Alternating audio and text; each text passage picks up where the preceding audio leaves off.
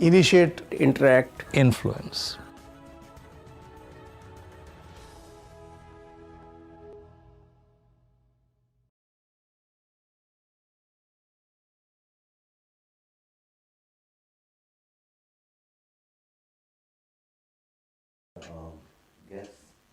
बड़ा आपका बहुत यूज़फुल, मैं एक्चुअली एक किताब लिख रहा हूँ जिसमें स्मिता मेरी बड़ी हेल्प भी कर रही है, पर बहुत वैल्यूबल इंफॉर्मेशन आपने दी। आपने जो लास्ट में दुष्यंत कुमार की जो आपने 2 शेर पढ़े, दुष्यंत कुमार जी का नाम शायद आप लोगों ने सुना हो, भारत के बहुत ही रेवोल्यूशनरी शायर थे और मैं बहुत क्लोज उनके रहा हूँ, हमारी ही वॉज लाइक फैमिली, और उनके जो बच्चे हैं वो मेरे बहुत जिगरी दोस्त भी हैं, और उनकी जो ये किताब है जिससे आपने पढ़ा वो मेरे पिताजी को ही समर्पित है, ऊपर फर्स्ट पेज पे लिखा है। पर कितने दुर्भाग्य की बात है कि जो शायरी स्टेट के अगेंस्ट लिखी गई थी, जो इस्टेब्लिशमेंट के, स्टेट के, सरकार के, गवर्नमेंट के अगेंस्ट लिखी गई थी, इंदिरा गांधी की सरकार के अगेंस्ट, आज वही शायरी किस तरह से नक्सलाइट मूवमेंट, जो माओइस्ट मूवमेंट है, उसके ऊपर कितनी सार्थक होती है। मैं इस विषय से उसी तरह से अछूता था जिस तरह से एक आम अर्बन प्रोफेशनल ज्यादा ध्यान नहीं देता है। अगर आप देखें तो आम आदमी की जिंदगी में कुछ फर्क नहीं पड़ता है, रोहित वेमुला में क्या हुआ, जेएनयू में क्या हुआ, एफटीआई में क्या हुआ, ये तो कुछ भी नहीं है। जिस जमाने में मैं पढ़ा हूँ ना, आप लोग भी पढ़े होंगे, कई सारे लोग मुझसे यहाँ बड़े भी उम्र में, आपने सुना होगा यूनिवर्सिटीज हमेशा बंद रहती थी, एग्जाम्स जो थे हमेशा वो 3-3 महीने, 6-6 महीने, 1-1 साल पोस्टपोन हो जाते थे। आप यकीन नहीं करेंगे, मैं इलाहाबाद यूनिवर्सिटी गया था, वहां पे 3-3 साल बाद एग्जाम्स हुआ करते थे, रिजल्ट्स आया करते थे, प्रोफेसर यूनिवर्सिटी में जाने से डरा करते थे, और वो एक वे ऑफ लाइफ था यूनिवर्सिटीज का। जवान लड़के थे, गवर्नमेंट का बहुत ज्यादा कंट्रोल नहीं था, सरकार भी अलग मुद्दों में व्यस्त थी।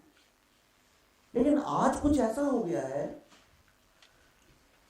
कि अगर एक लड़का छीन भी देता है और गलती से अगर वो मुस्लिम या दलित है, या एक लड़की अगर किसी लड़के ने उसके ऊपर गलत नजर उठा दी या उंगली उठा दी, तो आज कोई ये पूछने के लिए तैयार नहीं है कि इसमें दोष किसका था, लेकिन वो एक नेशनल न्यूज बन जाती है। एक जर्नलिज्म वो है, मैं आपको यहां से इसलिए शुरू कर रहा हूं, आपको पर्सपेक्टिव समझ में आएगा। एक जर्नलिज्म वो होनी चाहिए जो जर्नलिज्म, मैं Indian institute of mass communication में पढ़ा हूं, जो कि जेएनयू में ही है,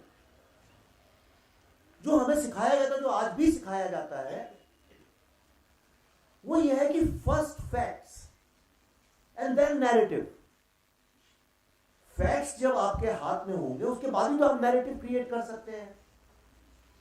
लेकिन कहीं पे पिछले 10 साल में, 12 साल में ये ऐसा टर्न अराउंड हुआ है कि अगर आप देखें तो आज जो हमारा मीडिया है, नैरेटिव फर्स्ट फैक्ट्स लेटर, पहले आप नैरेटिव सेट करते हैं और उसके बाद आप फैक्ट्स में घुसते हैं।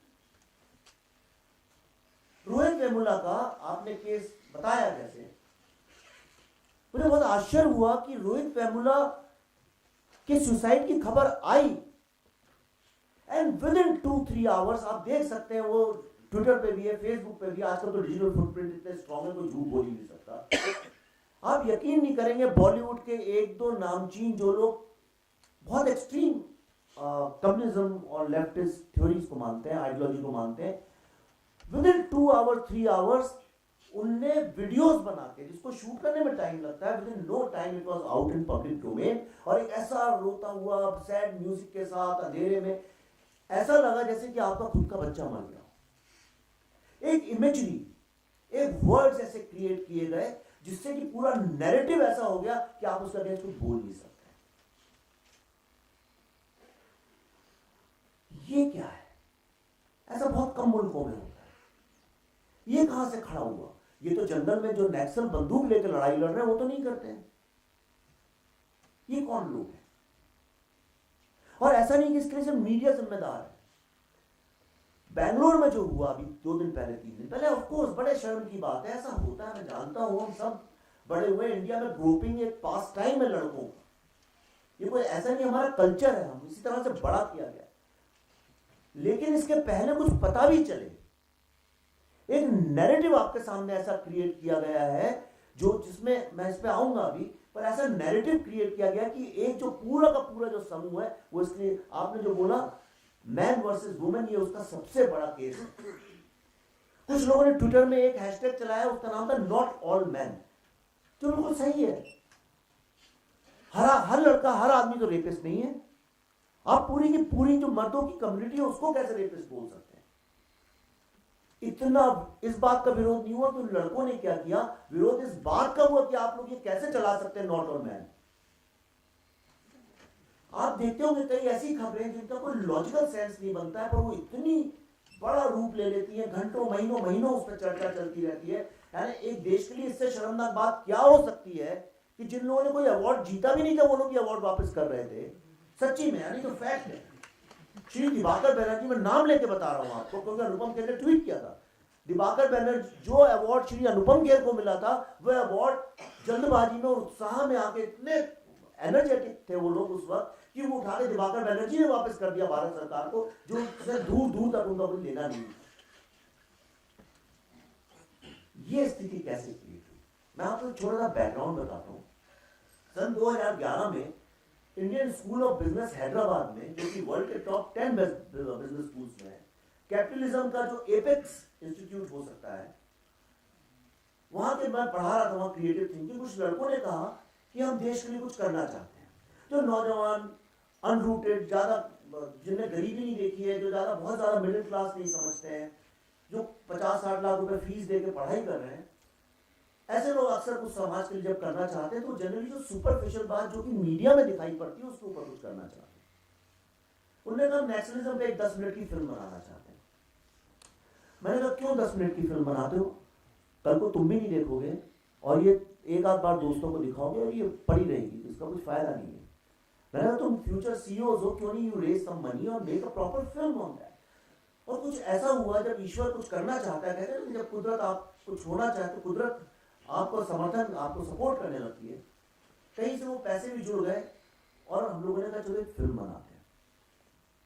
वही घिसा पिटा नैरेटिव कि भाई कोई है, उसके साथ अत्याचार हो गया, उसने बंदूक उठा ली, वो चाहे कहानी कश्मीर में आप सेट कर दीजिए, चाहे वो कहानी आप किसी गांव में डाकू के साथ सेट कर दीजिए, तो वो कहानी चाहे आप नेशनलिज्म के साथ सेट कर दीजिए, उसकी एक्सेप्टेबिलिटी है। भाई ये कोई गरीब है, उसकी बहन का रेप हो गया या उसकी माँ को मार डाला है, बाप को मार डाला, उसने बंदूक उठा ली और अत्याचार के खिलाफ आवाज उठाई, जय नेशनलिज्म। मैं भी उसी रास्ते पे जुड़ा। पर धीरे धीरे जब रिसर्च करते करते मैं पढ़ने लगा तो मुझे एक बात जो थी वो बार बार जो खटक रही थी वो फिल्म बनाने में, तो मुझे हमेशा लगता था इसमें कुछ गड़बड़ है, इसको रोकते हैं, कुछ सोचते हैं। वो ये थी कि एक तरफ कई लोग कहते थे कि हमारी यूनिवर्सिटीज में कुछ लड़के जो हैं वो नेशनलिज्म की तरफ भागते हैं।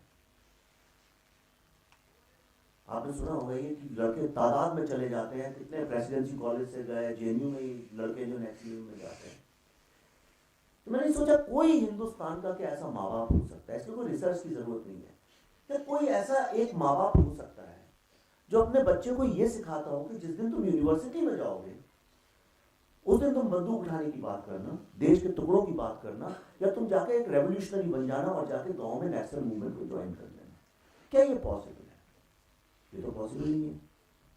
तो ये सीखते कहां से? और अगर नेशनलिज्म अर्बन एरियाज में और खासतौर पे यूनिवर्सिटीज में अगर ये इतनी एक्टिव है तो ये आती कहां से? Then I started probing into that and I realized कि मैं अपने कॉलेज में, भोपाल में मैं स्कूल ऑफ सोशल साइंसेज में पढ़ता था और मैं काफी ड्रामा में, थिएटर में, डिबेट्स में काफी एक्टिव भी था। और चूंकि जब ऐसे लड़के जो होते हैं उनके साथ लड़कियां सेफ फील करती हैं, तो इसलिए हमारे यूनिवर्सिटी में बहुत कम लड़कियां थी, 15-20 थी मुश्किल से, और 2000 लड़के जो उन्हें पूरे टाइम ऐसे देखते थे जैसे कि उनका ऑपरेशन कर रहे हो लेजर से। तो उस वक्त हाउ प्रोफेसर्स इन्फ्लुएंस्ड अस, और किस तरह से कई प्रोफेसर्स ने अपनी राइटिंग्स, अपनी विचारधारा, और हम लोगों को ऐसा तैयार कर दिया कि हम लोग जाके बसें जलाया करते थे। मैंने कितनी बसें जलाई है मैं जानता हूं। हम लोग विधानसभा पे जाके पत्थर मारा करते थे, हम किसी प्रोफेसर को पढ़ाने नहीं देते थे, और जबकि मेरे फादर खुद वाइस चांसलर रह चुके हैं। तो मुझे तो घर में किसी ने नहीं सिखाया ऐसा। Then I realized the link between students and nationalism is nothing but the professors, the faculty. और उसके बाद एक फ्लैशबैक की तरह से things started appearing in my mind and I realized जब मैं IMC में गया था, JNU की बात कर रहा हूँ, तो वहां पे प्रोफेसर को कॉमरेड बोलने से आपको 5-6 नंबर एक्स्ट्रा मिलते थे, आपके पेपर जल्दी हो जाते थे, आपको बेस्ट जगह पे अप्रेंटिसशिप के लिए भेज दिया जाता था।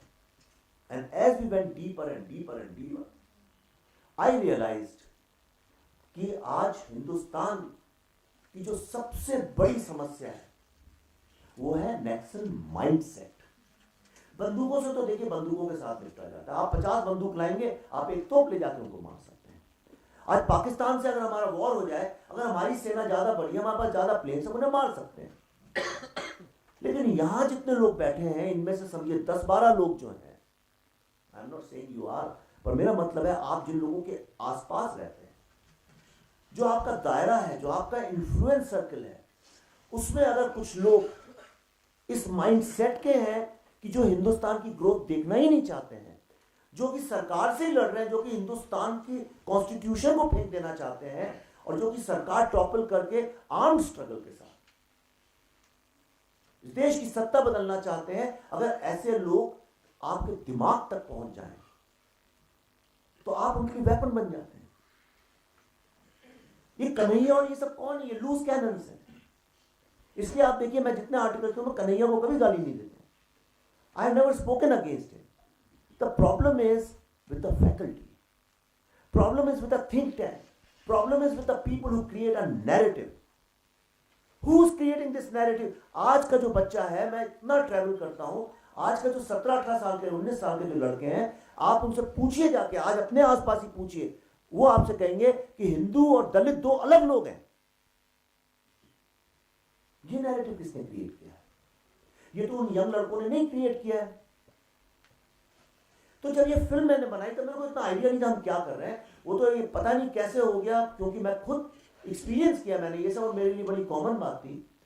आप 2011-2012 में हमने ये फिल्म बनाई, और वो रिलीज इसलिए नहीं हो पा रही थी कि फिल्म इंडस्ट्री, आप जानते हैं फिल्म इंडस्ट्री खुद क्रिएटिव लोग जनरली भावना के साथ जनरली दे, और हमारी फिल्म इंडस्ट्री का देखिए बैकग्राउंड ये है कि ये पूरी की पूरी फिल्म इंडस्ट्री इप्टा से शुरू हुई है। जो मॉडर्न इंडियन फिल्म इंडस्ट्री है, IPTA was a hardcore communist cultural organization. वो फ्रंटल ऑर्गेनाइजेशन थी, जैसे आज कबीर कला मंच है, पर फर्क इतना था कि उनकी लड़ाई गरीबी के साथ थी, वो मजदूरों से जुड़े लोग थे। वो बंदूक उठा के भारत की सत्ता बदलने के लिए नहीं आए थे। कैफी आजमी उनके लीडर थे, बिमल रॉय, ये सब लोग इप्टा के लोग हैं। पर उनके सामने भारत को फिर से स्वर्ण बनाना, भारत को एक सशक्त राष्ट्र बनाने का सपना था, और वो जो एक लोकल करप्शन था उससे लड़ाई लड़ रहे थे।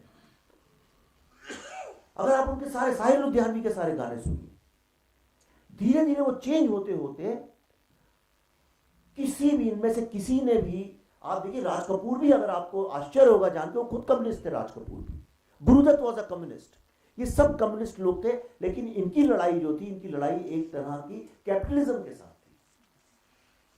इनकी लड़ाई देश के साथ नहीं थी, भारत के साथ नहीं थी। कैपिटलिज्म के साथ लड़ाई होना कोई बुरी बात नहीं है, एक करप्ट सरकार के साथ लड़ाई होना बुरी बात नहीं है, लेकिन अपने देश के साथ लड़ाई होना, ये कहां चेंज हो गया धीरे धीरे? ये तब चेंज हुआ, मुझे ऐसा लगता है, ये चल तो हालांकि बहुत पहले, मुझे ऐसा लगता है जब स्टेट ने, एस्टेब्लिशमेंट ने इन लोगों को पालना पोसना शुरू किया। प्रॉब्लम ये था, मैं देखिए खुल के बात कर सकता हूं यहां पे, ओके। हुआ क्या, जब गवर्नमेंट वीक होती है, हिस्टोरिकली पूरे वर्ल्ड में देखिए, जब गवर्नमेंट वीक होती है, जब लीडर वीक होता है और जो खुद को वीक फील करता है, तो सबसे पहली चीज वो ये करता है कि जो इंटेलिजेंसिया है उसको किसी तरह का लोभ देना शुरू करता है, और उसको वो अपने अंदर लाने की कोशिश करता है, ताकि जो लीडर जो नहीं बोल सकता है, जो आइडियाज लीडर के पास से नहीं आ सकते हैं, वो लोग के पास से आने लगते हैं। ये राजा महाराजा कहीं से भी देखिए, जितने वीक किंग्स रहे इस दुनिया में, उनने हमेशा बड़े बड़े लोगों को हीरे मोती देके अपने यहाँ, और पूरे वर्ल्ड में ऐसा होता है। हमारे जब पिछले 20 साल में जब गवर्नमेंट टूटती थी, बिगड़ती थी, ये सब हो रहा था और गवर्नमेंट की प्रायोरिटीज अलग थी। लेकिन पिछले 10 साल में अगर आप देखें, जब 2004 के बाद एक एक करके रिसर्च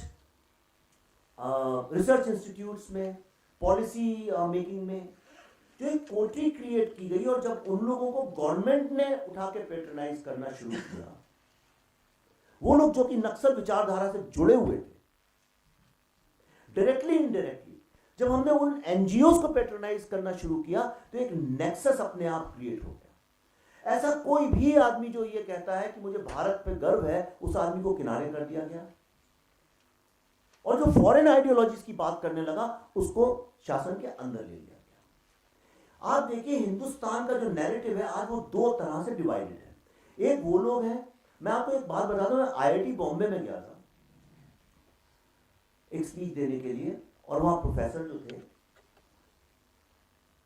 उन्होंने मुझे एक बड़ी अजीब सी बात बताई। ये रुपए का जो सिंबल आप देखते हैं ना, जो नया वाला सिंबल है, उन लोगों ने क्रिएट किया, और करीब मोर देन 100 पेटेंट्स जो है उनके डिपार्टमेंट के साथ है। इंडिया में जो लड़का ये अपना आईआईटी एग्जाम जो टॉप करता है, जो लड़का, he is assigned to that department. It's one of the, not one of the, it's the best department in the all IIT. उसके जो प्रोफेसर हैं वहाँ पे, आप जानते होंगे कई लोग, प्रोफेसर बापट और दूसरे लोग हैं, उनने मुझसे ये बोला कि वो वैदिक साइंस में उनका स्पेशलाइजेशन है। उन्होंने कहा मैं जब वैदिक साइंस में जाके बात करता हूँ आजकल पिछले कुछ एक सालों से, तो लोग मुझे संघी बोलते हैं। एक साइंटिस्ट ये बात कह रहा है, और जबकि उनका वाकई में कुछ लेना देना नहीं। ये जो डिवाइड इंडिया में, जो लोग अपने देश से प्यार करते हैं या जो देश के लिए कुछ करना चाहते हैं, और जो भारतीय परंपराओं से, और हर भारतीय परंपरा को रिग्रेसिव समझना, ये भी एक बड़ी अजीब तरह का नैरेटिव है जो कि बिल्कुल बेवकूफी की बात है। ऐसे लोगों को काट पीट के अलग कर देना, एक middle class small town non English speaking आदमी को अलग कर देना, और ऐसा कहना कि लिबरलिज्म जो है वही जो है वो एक राष्ट्र को आगे ले जाने का तरीका है। ये डिवाइड जो है ये हिंदुस्तान में पहले कभी था नहीं। डिस्पाइट नेहरू जी की सोशलिज्म, उनका एक लिबरलिज्म, उन सबके बावजूद ये कभी था नहीं। हिंदुस्तान के आप नेता देखिए, आप हिंदुस्तान के जो आइकॉन से सब देखिए, वो जमीन से जुड़े हुए छोटे शहरों से निकले हुए लोग हुआ करते थे। इनको डिवाइड करने का काम पिछले 10-12 साल में हुआ। सारी faculties, almost all the faculties आप देखिए ह्यूमैनिटीज में, दे आर ऑल, उनका जितना टॉप है आप देखिए, सारे लेफ्टिस्ट कम्युनिटी के। मैंने अपनी आंखों से फेस किया। जब मैं इस फिल्म को, जब किसी ने रिलीज नहीं किया, देन आई सेड कि ठीक है, let's take it to universities. And what, तब एफटीआई में प्रॉब्लम चल रहा था, what can be the first university? तो I said I will go back to my university, let's go back to JNU. और जेएनयू में जो उसकी प्रोफेसर थी फिल्म्स डिपार्टमेंट, आप बताइए अगर आप लॉयर हैं और आपने एक पेपर लिखा है, तो what is the best place to go for it? Law university. Similarly I wrote to Jawaharlal Nehru university में जो सिनेमा की जो हेड है मिसेस भास्कर, हीरा भास्कर, मैंने उनको लेटर लिखा कि मैं फिल्म दिखाना चाहता हूँ। बहुत दिन तक वो टालती रही इस बात को, उन्हें नहीं दिखाने दिया, और लास्ट में उन्होंने से बोला कि नहीं, हमारी कोई पॉलिसी, हम ये फिल्म नहीं दिखा सकते हैं। That's what she told me. She wrote it. मैंने कहा ठीक है, no problem. So I withdrew from that, मैं भूल गया। 3 दिन के बाद, आफ्टर 3 days, मैंने ट्विटर पे पढ़ा कि मेरे मित्र हैं हमसे, मैं तो उनका ट्वीट मैंने पढ़ा कि I am showing my film in JNU tomorrow. Film का नाम था अलीगढ़, जो कि एक होमोसेक्सुअलिटी के प्रॉब्लम के ऊपर था। Then I lost it. मैंने कहा एक फिल्म जो कि एंटी नेक्सल, जो एंटी नेशनल लोगों के ऊपर, जो मॉरिज्म के ऊपर बनी हुई है, उस फिल्म को आप दिखाने की परमिशन नहीं दे रही हैं, और जो कि होमोसेक्सुअलिटी पे बनी हुई है, जो कि एक सेकंड प्रायोरिटी होनी चाहिए कंट्री के लिए at this point of time. मैं ये नहीं कह रहा हूं, आई एम नॉट एंटी, उसको आपने रोक दिया है। उस वक्त किसी एक लड़के ने मुझे चिट्ठी लिखी, ईमेल लिखा, और उसने कहा कि सर अगर आप चाहें तो ये फिल्म हम कुछ लोग मिलकर देख सकते हैं। तो आई सेड व्हाई नॉट। उस फिल्म को दिखाने के लिए इतना विरोध। अच्छा, विरोध स्टूडेंट्स नहीं, वहां तो 4-1 हजार स्टूडेंट आ गए थे देखने। विरोध आया मीडिया से। अब मीडिया का इससे क्या लेना देना? एक फिल्म जेएनयू में दिखाई जा रही है या नहीं दिखाई जा रही है, इस बात से मीडिया का क्या लेना देना है? आज हम 100 लोग यहाँ बैठ के एक स्पीच दे रहे हैं, नहीं दे रहे हैं, उससे किसी का क्या लेना देना है? हमारा एक 200 सीटर ऑडिटोरियम है, आप जानती होंगे, आप तो जेएनयू में, उसमें हमारा होने वाला था। दोपहर के 2 बजे उसकी परमिशन कैंसिल कर दी गई। भरे दिन में शाम को 5:30 बजे ओपन एयर में मैंने वो फिल्म दिखाई। मैं भी जिद में आया था, मैं जाऊंगा नहीं बिना देखा। हमने दोपहर में भरी धूप में, विश्व के इतिहास में शायद कभी ऐसा हुआ। उसके बाद एक तांता सा बंदा, लोग मुझे बुलाने लगे, काफी स्टूडेंट जो है, ऐसा नहीं कि इंडिया में सिर्फ नेशनल स्टूडेंट्स है, ऐसा नहीं है, मुझे बुलाने लगे। मैं आपको सिर्फ 2, मुझे पता टाइम तो मैं 2 आपको एग्जांपल्स बताऊंगा। बेंगलोर में हमारा नेशनल लॉ यूनिवर्सिटी में सुबह 11 बजे की स्क्रीनिंग थी। मैं सुबह की फ्लाइट से 8-9 बजे पहुंचा और directly I was going there. आज तक आप नेट पे जाके कंफर्म कर सकते हैं, आज तक कभी रामनवमी की छुट्टी नेशनल लॉ यूनिवर्सिटी में कभी नहीं हुई, हिस्ट्री में कभी नहीं हुई। कल रामनवमी है, आज फ्राइडे है, कल सैटरडे है, परसों संडे है। और वहां के जो डीन थे, उन्होंने लड़कों को 3 दिन की यूनिवर्सिटी छुट्टी कर दी, कहा कि ये रामनवमी वीकेंड है। चूंकि जो इंस्टीट्यूट है वो करीब 40-50-60 किलोमीटर दूर है, ज़्यादा दूर है वहाँ से, बेंगलोर सिटी से, तो इसलिए सारे स्टूडेंट जैसी छुट्टी होती है चले जाते हैं। तब तक मुझे नहीं समझ में आया ये टैक्टिक्स क्या है। उसके बाद IIM मैड्रास, इंडिया का प्रीमियर इंस्टीट्यूट है, इंडियन इंस्टीट्यूट ऑफ मैड्रास। वहां पे मेरे पास राइटिंग में सब, मैं बुक लिख रहा हूँ, उसमें सब डाल रहा हूँ। मेरे पास यूनिवर्सिटी से परमिशन थी, उनका जो ओपन एयर ऑडिटोरियम होता है उसके हमें परमिशन थी, उसमें 2-3 हजार लड़के आते हैं। तब तक फिल्म काफी पॉपुलर हो गई थी, तो बाहर के बहुत सारे लड़के आने वाले, तो ऐसा लगा 5-6 हजार लोग इकट्ठे हो जाएंगे वहां पे। और लास्ट मिनट पे उसकी भी उन्होंने परमिशन कैंसिल कर दी। उसका रीजन ये दिया कि जो फिल्म सेक्रेटरी है उसको ये फिल्म पसंद नहीं है। ये राइटिंग में it says that the film secretary does not like this film and therefore we cannot screen it. He has raised an objection. और वो लड़का, वही अम्बेडकर जो वो उनकी जो है उसका प्रेसिडेंट भी है।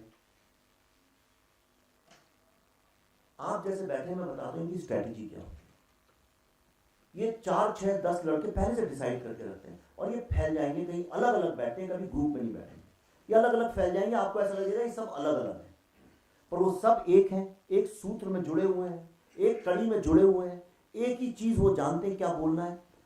तो जब मेरी फिल्म चल रही थी तो मैं बाहर बैठा हुआ था, एक लड़का कहीं से आ रहा था, उसने मुझे बड़े गुस्से से देखा, तो मैंने उससे कहा तुम फिल्म नहीं देखोगे? तो उसने कहा मैं देख चुका हूँ।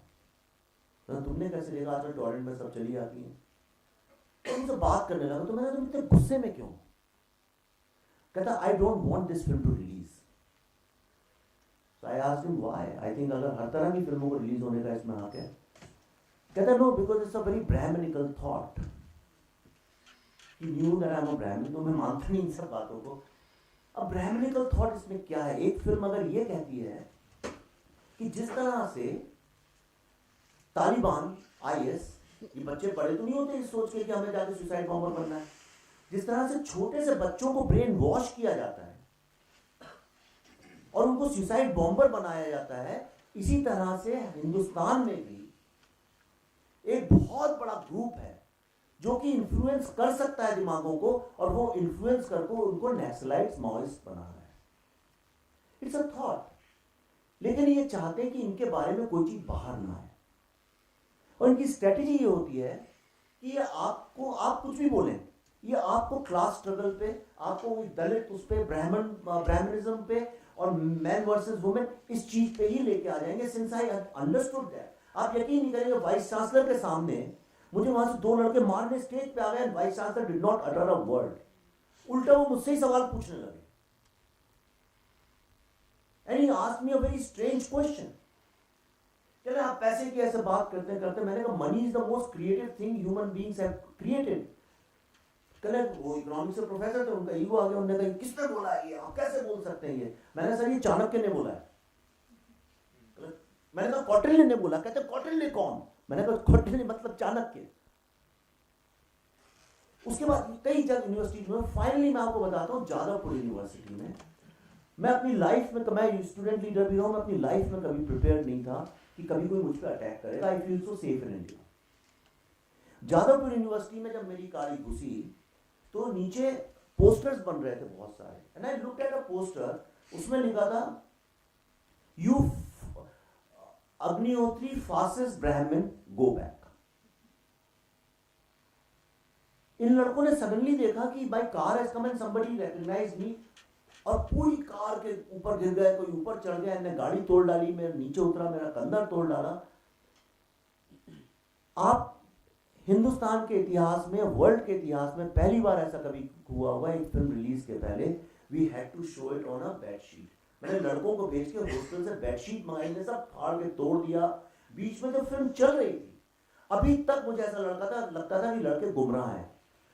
मेरा कंफर्मेशन ये तब हुआ कि फिल्म चल रही थी और बीच में आके वहां के जो रजिस्ट्रार थे जादवपुर यूनिवर्सिटी के, उन्होंने आके फिल्म रुकवा दी। And you know what he said, quote unquote, there is no place for alternate narrative in this university. The registrar of Jadavpur university, इसलिए मैंने अपनी बुक का नाम भी रखा है no place for alternate narrative, because वो चीज मेरे घर में ऐसे घुस गई, क्योंकि सारी जिंदगी मैंने इन लोगों के मुंह से सुना है कि there is no place for dissent. The leftist of this country, वो हमेशा कहते हैं कि इस कंट्री में अल्टरनेट नैरेटिव की जगह ही नहीं है, लेकिन ये उल्टा है। Because they have poets with them, because they have artist with them, because they have writers, film makers, media intelligentsia with them, तो हमें ऐसा लगता है, जैसा आप बता ही रहे थे, कि ऐसा लगता है हमको कि हाँ, जब इतने सारे पढ़े लिखे लोग कोई बात करें तो जरूर सही बात कर रहे होंगे। बेचारा वो लड़का, उसने सुसाइड कर लिया, बताइए, वो मुस्लिम लड़का था, उसको इन्हें किडनैप कर दिया, मार डाला होगा, पता नहीं कहां गया, एफटीआई ने लेके किसको उठा के बैठा दिया। फैक्ट और ट्रूथ, इन चीजों से आप दो लोगों को अलग ले जाइए। आप फैक्ट को किनारे रख दिया, आप एक नैरेटिव क्रिएट कर दीजिए और फिर आप लड़ाई लड़ते रहिए उसके ऊपर। तो एनीवे, आपका जो पहला मुद्दा है वही गलत है। दैट्स व्हाई आई से, जो सबसे बड़ा आज इंडिया के ऊपर थ्रेट है, वो थ्रेट है एक माइंडसेट का। ये माइंडसेट ऐसा क्रिएट किया जा रहा है इस देश के अंदर, जो यंग बच्चे हैं, यू वोंट बिलीव इट, जो यंग बच्चा है उसको ऐसा लगता है कि हिंदुस्तान के मोहल्ले गली में सब जगह पे हिंदू और मुसलमान एक दूसरे को काट रहे हैं। जो हिंदुस्तान के बाहर रहता है उसको भी ऐसे ही लगता है, और इनकी पहुंच जो है वो फॉरेन मीडिया में फैली हुई है। बरखा राइट्स और वॉशिंगटन पोस्ट, कोई लिखता है गार्जियन के लिए, ये सब लोग जो है टॉप उनके लिए लिखते हैं। एंड दे ऑलवेज, क्या कारण है, जितने लिटरेचर फेस्टिवल्स हैं उनमें एक भी ऐसा आदमी नहीं जो देशभक्त हो। क्या कारण है, जितने भी फिल्म फेस्टिवल्स हैं वहां पे ऐसी किसी फिल्म को नहीं बुलाया जाता है जो फिल्म अपनी कंट्री के बारे में बात करती है। What is the reason? कभी किसी ने इन सवालों को उठाया है? आपको पता है, कवि सम्मेलन, ऐसे कवि सम्मेलन जहां पे सिर्फ लोग भर भर के देश को गालियां ही देते रहते हैं पूरे टाइम और कुछ नहीं होता है। इन सबको किसने, पिछले आप देखिए, अगर इतिहास हिंदुस्तान का देखिए, इसको बढ़ावा पिछले 10 साल में मिला है। मुझे पता नहीं, श्रीमती सोनिया गांधी ने एक बनाई थी अपनी एडवाइजरी पैनल या कमेटी, आप देखिए उसमें जितने लोग हैं, आप डायरेक्टली और indirectly they are connected with nationalism, या they are connected through NGO, या जितने ये ह्यूमन या उनसे जुड़े होंगे कहीं ना कहीं, और कहीं वो किसी प्रोफेसर, और ये सारी कड़ियां जैसे माफिया काम करता है। अगर आपने गॉडफादर फिल्म देखी है, कड़ी से कड़ी जुड़ी होती है, एक कड़ी को अगर सरकार पकड़ेगी तो यहां से तोड़ देंगे, आपको पता ही नहीं चलेगा वो कौन सी कड़ी किससे जुड़ी हुई है। मैं आप लोगों की तरह से इसका एक्सपर्ट नहीं हूं इस सब्जेक्ट का, पर मैंने खुद एक्सपीरियंस किया है, मैंने फील किया है, and I have come to understand कि जो सबसे बड़ा जो प्रॉब्लम हम लोग फेस करने जाने वाले हैं, एक तरफ जो हम कहते हैं कि हमारे पास सबसे बड़ी युवा शक्ति है, लेकिन वो युवा शक्ति जो है वो एक चिंगारी की तरह है। इतना अनएम्प्लॉयमेंट इस कंट्री में है, आप कल्पना नहीं कर सकते कितनी सारी यूनिवर्सिटीज है जहाँ पढ़ाई ही नहीं होती है, लड़के फेल होकर फिर से पढ़ते रहते हैं, यही सब होता रहता है और कुछ नहीं होता है। जो पॉलिटिकल ग्राउंड्स बन गए इस कंट्री के, मेरा ऐसा विश्वास है कि अगर इस स्थिति को पर इमीडिएटली अरेस्ट नहीं किया गया तो वो दिन बहुत दूर नहीं है जब हमारे कैंपसेस में तलवारें और बंदूकों के साथ एक इंटरनल सिविल वॉर क्रिएट होने वाला है। मेरे पास कोई इसका डेटा नहीं है, मेरे पास कोई रिसर्च नहीं है, मैंने सिर्फ आंखों से देखा है और जो मैं ऑब्जर्व किया है मैंने, मुझे ऐसा लगता है इतना ज़्यादा डिवाइड क्रिएट किया जा रहा है। जेएनयू इसलिए आ जाता है सामने क्योंकि वो दिल्ली में, इलाहाबाद यूनिवर्सिटी में क्या हो रहा है देखिए, वो आप कल्पना नहीं कर सकते। प्रशांत भूषण जी वहां पे गए थे और उन्होंने बोलना शुरू किया कि रोहित वेमुला और कन्हैया और देश के ऊपर ये वो। तो एक किसी लड़के ने वहां पे पूछा इलाहाबाद यूनिवर्सिटी में, उनसे सवाल पूछा, मेरे पास ईमेल है वो, तो उन्होंने उससे सवाल पूछा कि सर वो सब छोड़िए, बताइए रात को 3 बजे आप क्यों गए थे सुप्रीम कोर्ट में एक ऐसे आदमी को जो देश के अगेंस्ट है उसके बारे में करने के लिए। उस लड़के को वहां की जो प्रेसिडेंट है ऋचा सिंह, जो कि आयशा की, उन लड़कों ने पकड़ के उस लड़के को लिटरली हाथ से उठा के उसको बाहर फेंक दिया। और श्री प्रशांत भूषण उसको देखते रहे, वो खामोश जैसे अभी कुछ और मैं, और वो खड़े होकर उसको देखते रहे। ये यूनिवर्सिटी में हो रहा है।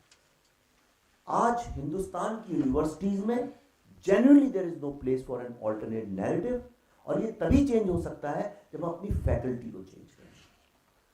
ये फैकल्टी चेंज होने की जरूरत है। जेएनयू में भी चेंज हुए हैं, आप देखिए vice chancellor, slowly you will find lot of changes will take place. लेकिन स्टूडेंट्स के माइंड तक पहुंचने के लिए, उनके दिमाग में घुसने के लिए जो वाया मीडिया है, एक तो कवि कला मंच ये सब है ही, ये तो करते ही outside, but inside universities these are the professors, the faculty. You cannot imagine unless you go and visit all these faculties, you cannot imagine ये कितने venomous और कितने vicious और कितने एंटी नेशनल हो चुके हैं। और इसके लिए स्टूडेंट्स को दोष देने से ज़्यादा मेरा ऐसा ख्याल है कि we should start putting the blame on the professors, on the vice chancellors. Thank you very much.